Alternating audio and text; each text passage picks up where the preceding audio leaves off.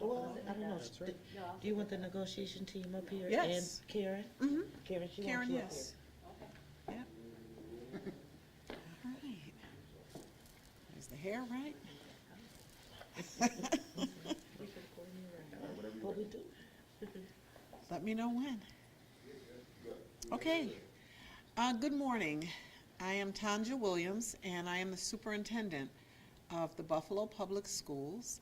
And we wanted to have a press conference this morning to answer any questions that the media might have regarding the results of a fact finder decision that we received this past Monday.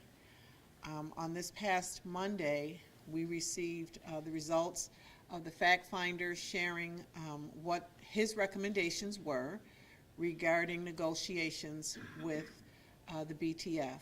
I need to say that the district has remained committed to helping to ensure that all of our teachers receive a fair, competitive contract. That is what we want. That is what we have always wanted from the very start. And so here I have my negotiation team who has showed up to every meeting that we've had. I've inserted myself into negotiation meetings. This is a team that has showed up prepared and ready to negotiate. We want a contract for our teachers. We have settled 10 out of 11 contracts with different unions, different bargaining units within the district. And, you know, we won't rest until we get 11 out of 11. I have to say that the time is always right to do what is right. We want to get a contract for our teachers. I'm going to turn things over to our chief negotiator. He's our chief legal counsel, Nate Kuzma. Yeah.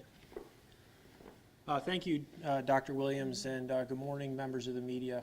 Thank you for joining us today. We figured it'd be best to get everybody together to answer all of your questions as opposed to doing a one-off with each of you individually.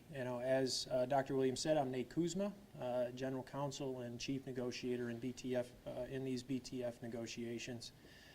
And as Dr. Williams, we have been consistent in saying that it is amongst our top priorities to settle our contract with our teachers, who are vital to the work that we're doing in this district to bring it to the next level. They show up day in and day out, to do the very difficult work that's required, in our district, and they deserve a new contract. And that is why, this past June, we as a school district, asked the Public Employee Relations Board, PERB, to appoint a fact finder. At that point in time, we were billions of dollars apart. And to in my view, any objective person that was looking at that could see that this wasn't a situation where you meet in the middle. Compromise is often, as negotiations are, is some meet in the middle, but we could not do that in light of the Federation's position at that point in time, and we asked PERB to appoint somebody to come in and be a neutral, unbiased third party to collect evidence, hear the positions of both sides, and to render a report and recommendations on the issues. That process did play out through the fall. Both parties were permitted the opportunity to make initial submissions, to reply to the submissions of the other parties in writing with affidavits and evidence and statistics and data. And then in early January, we held a meeting with the fact finder where he asked clarifying questions of the parties, and there was the opportunity to submit additional information to him at that point in time. And the results of that process came down this past Monday. We received the results from Mr. Redden. And I want to thank the Public Employee Relations Board, for its efforts. And I want to thank Mr. Redden for his efforts. He's an experienced lawyer, a lifelong lawyer in this field. He's a local gentleman. He's very familiar, and he, if you listen to what the party said heading into, prior to the decision, he understood the issues. He asked good questions, and both parties were awaiting the results. And I want to thank him for his commitment and deliberation, and ultimately his recommendations, which the idea is that it would be helpful to the parties in bringing finality to this impasse. We were consistent and have been consistent all along on what our priorities were in this negotiation and what our priorities were in fact-finding. And that was providing a fair and competitive compensation package, including salaries and the like, to our teachers. They deserve raises, and we are well financed at this point in time to make an investment, a real meaningful investment that will have a tremendous impact on our 3,800 teachers and their families. Second, we prioritized health insurance. It's one of our greatest expenditures after teacher salaries. We spend $150 million in total on health insurance a year. That's about 15% of our overall budget for actives and retirees. And the market, it continues to increase in that area. And, we wanted to bring our contract more in line with what teachers in the region were contributing, and on the retiree health insurance, eliminating that for new hires, because that's a benefit that, unlike our regional peers that we have here, that they do not. Thirdly, we were presented evidence on our athletic coaches and how they are hired. We want to ensure, we have a lot of great coaches in Buffalo, certainly Bennett, Lafayette soccer, Bennett football, Lafayette soccer, two examples of that, City Honors volleyball. Great coaches. There are a lot of examples. I've just selected three, but we want to ensure that all of our student athletes have the very best, most qualified coach, teaching them in that extracurricular activity.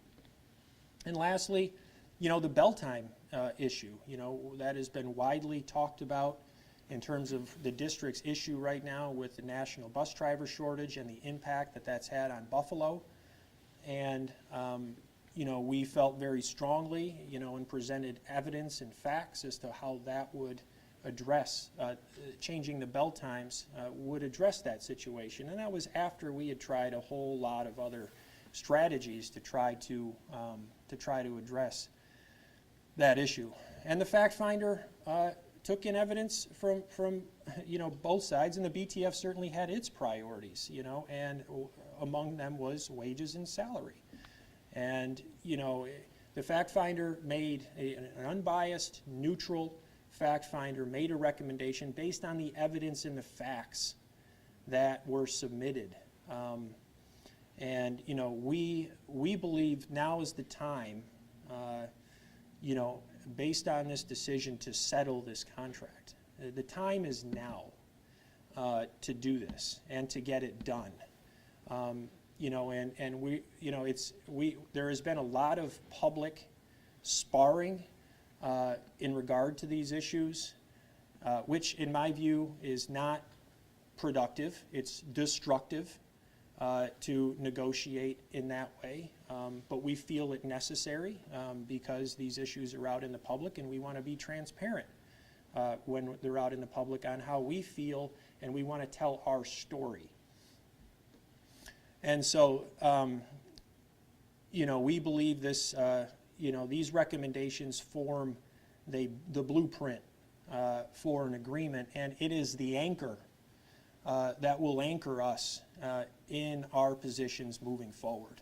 And we're really ready to move beyond the issues that were addressed by the fact finder, negotiate some of the other issues that that were not addressed in that report and get this contract done.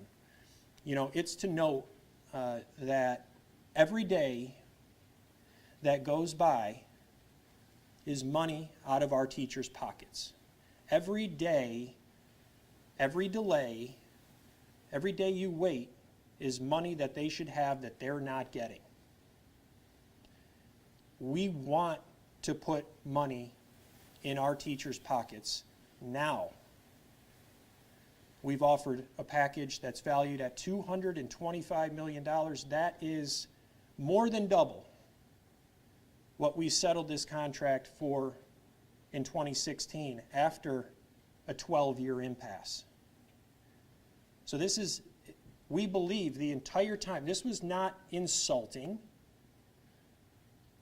We made an offer that was fact-based, that was data-driven, that was fair, and that would make our district amongst one of the most competitive places in the region to come and work from a financial compensation package. And I think what you've seen in the report was a recognition and a validation of our reasonable approach this entire time. When you take an unreasonable position and you're so far out of where, even if it's a principled approach, I get it, but when you're so far outside of reality and then you continue to double down on that, it's not going to be rewarded by somebody that's neutral in looking at this from the outside. What is going to be rewarded is a commitment to fair and good faith negotiation. And that's what we're committed to doing moving forward. And I hope we can get this contract done in the immediate future because that's what our teachers deserve. Thank you. Can you tell us more about this fact finder? Who and what are they? Who are they hired by? Are they from New York State? Just Yeah, the Public Employee Relations Board, which is the body that sort of oversees the administration of the Taylor Law in New York State, appoints the fact finder, and that's selected by that individual. The parties really do not have a say in who gets selected. Each party could object if they like, if they've had a prior history or they believe there's some sort of bias based on their past employment history. Neither party did that.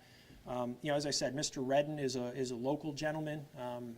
He's a Buffalo guy. I think, you know, most of his past experience was representing unions, you know, in his work. So, you know, he wasn't, you know, coming at this, you know, but I felt that, you know, he, throughout this process, really showed the parties that he understood, you know, the complexity of the issues and the facts that were being submitted to him. Do you think this will help move negotiations at all? In my view, I can't speak for, you know, I've sort of seen some of the comments. I would hope that it does. Hope is not, you know, it's hope is not, I'd like something stronger. I mean, my expectation is that it will. The expectation was that it would. And so, like I said, we're going to anchor ourselves around this report. We feel it's very informative on the issues, like I said, from a neutral, unbiased person. And, you know, we've committed ourselves to this process because we want a deal done, and our expectation is that it will guide us to one. How difficult is it to negotiate this contract in the public eye? It's not preferable. It's unorthodox. Like Dr. Williams said, you know, we've settled 10 out of 11 others.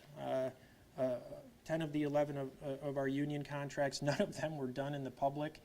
You know, it seems every time this one comes around, that's sort of the field that we play on. And you know, as I've said from the beginning, those tactics will be met head on, and they will be addressed head on. And so while I'm uncomfortable with it, I don't think anybody is comfortable with it or prefers it, but you know, we feel it's necessary, you know, at this juncture. And I hope moving forward, you know, from this point forward, that we can stop with those sort of tactics. you know, and really commit ourselves to doing the work that's necessary at the table to get a contract done for our teachers. That's where this really has to get done. It's not going to get done any other way. So I answered your question. To see the results of the fact finder being pretty heavily weighted towards a lot of the proposals you guys were presenting, did that surprise you in any way? Did that please you in the sense that going into negotiations you'll have a heavier bag to potentially use?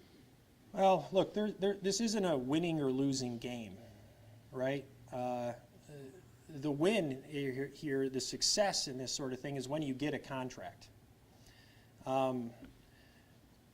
We expected the result because, as I said before, we took a very reasonable, generous, fair approach to making the offer that we did. We've never denied that we're well financed. You know, we've never denied or said that we can't afford a new contract. We've never said our teachers don't deserve a new contract. We've said everything to the contrary.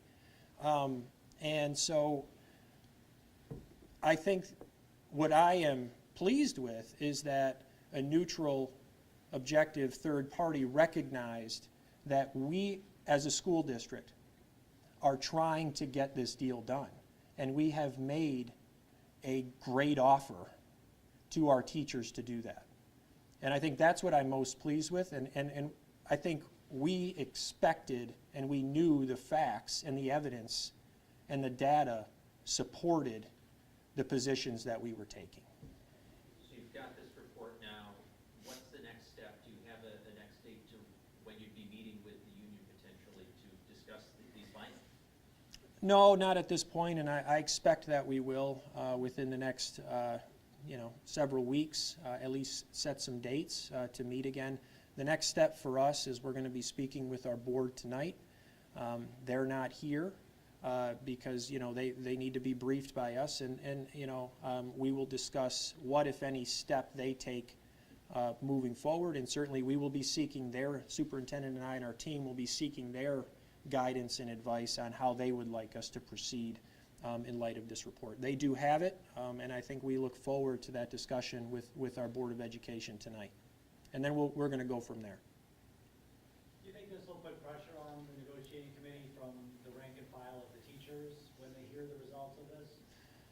I'm not going to speak for the teachers, or I think as I said, teachers, they deserve a contract, and every day that goes by is a day they don't have one, and a day that they don't have additional resources in their pockets for their families. And I hope both parties recognize that and come to the table to get this done. Is the lack of a contract affecting recruiting and hiring new teachers or keeping more valuable teachers to you, or experienced teachers? I'm going to just defer to our Chief of Human Resources, Tammy Holly McGee, who would be the best person to answer that question. Thank you for that question. It's extremely important that we settle this contract in hopes that we can attract and keep our very, very strong, committed teachers in our Buffalo Public Schools. So that has been a major factor in ensuring that we come to the table reasonably, fair, and with good, sound business acumen to make sure that we keep the district in a good financial spot, but also make sure that our teachers are fairly and competitively compensated. Is the uncertainty affecting you in hiring new teachers, or keeping ones you have from leaving for other districts? It's from both ends, actually, yes. It's from both ends. We do a strong recruiting effort to try to bring in new teachers, and we hear from them that they're very concerned about the fact that there's no contract for the teachers in our district currently. So all we can say is that we're trying to come to the table with a fair and a competitive contract. So we're trying to get that communication out as we are recruiting. And then we also want our teachers that we have still on board and are committed to our students to know that we are committed to coming up with a reasonable and a fair contract for them.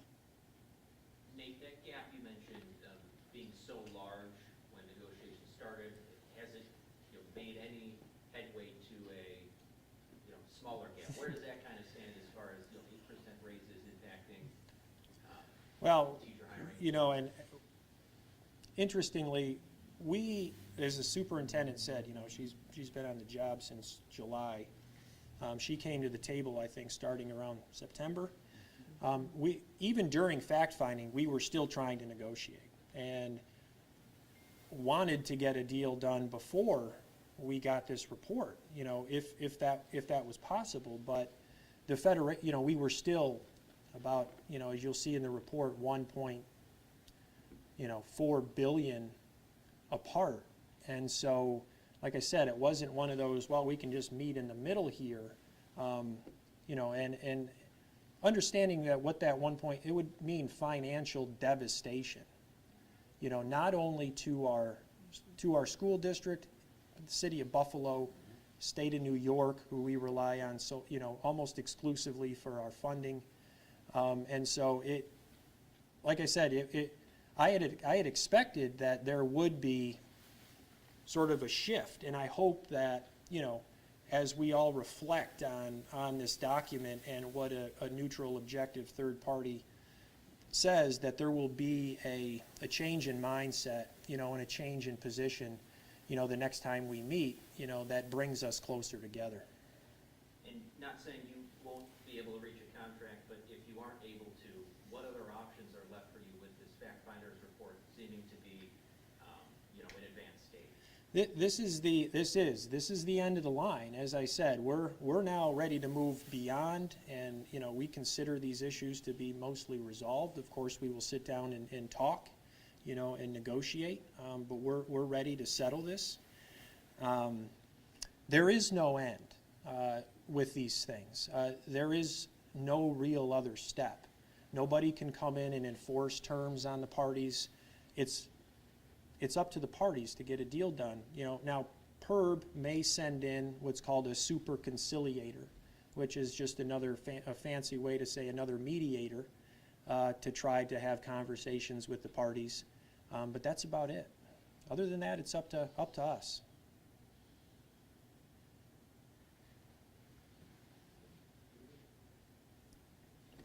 Thank you, everybody. Thank you. Thank you. Thank you.